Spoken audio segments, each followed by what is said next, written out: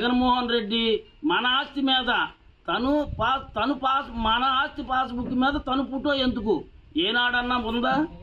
ఈనాడు కాదు. నేను చాలా శాసనసభ ఎలక్షన్లు చూశాను. నేను 10 ఎలక్షన్లో 11 ఎలక్షన్లో చూశాను.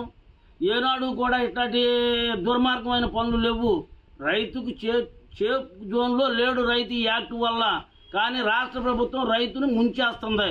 ఒక రైతు తన భూమిని వేరొకటి దున్నుకుంటున్నా సరే, లేదా తక్కువ వస్తున్నా సరే, అమ్ముకుందా ఉన్నా సరే, ఏదైనా ప్రాబ్లమ్స్ ఇదైనట్లయితే ఎక్కడ వాళ్ళు ఆశ్రయిస్తారు? కోర్టుని ఆశ్రయిస్తారు. ఈ రోజు ఆ కోర్టును కూడా ఆశ్రయించకుండా ఈ రోజు జీవో పాస్ చేస్తున్నారు. ఈ రోజు ఎంత అన్యాయం అండి! ఈ రోజు దాని మీద అప్పీల్ చేసుకుందా ఉన్నా సరే రైతుకు అవకాశం ఇవ్వరట.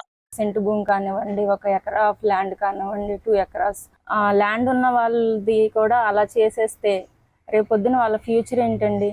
రిజిస్ట్రేషన్ చేసిన తర్వాత అది ఓన్లీ జిరాక్సే ఇస్తారంట. జిరాక్స్ ఎక్కడ అది యూజ్ అవుతుందండి? ఈ ల్యాండ్ టైటిల్ యాక్ట్ అనేది ఇప్పుడు ఇదివరకు ఏంటంటే మనకు డైరెక్ట్ గా మన భూమిని మనం అమ్ముకునేవాళ్ళం.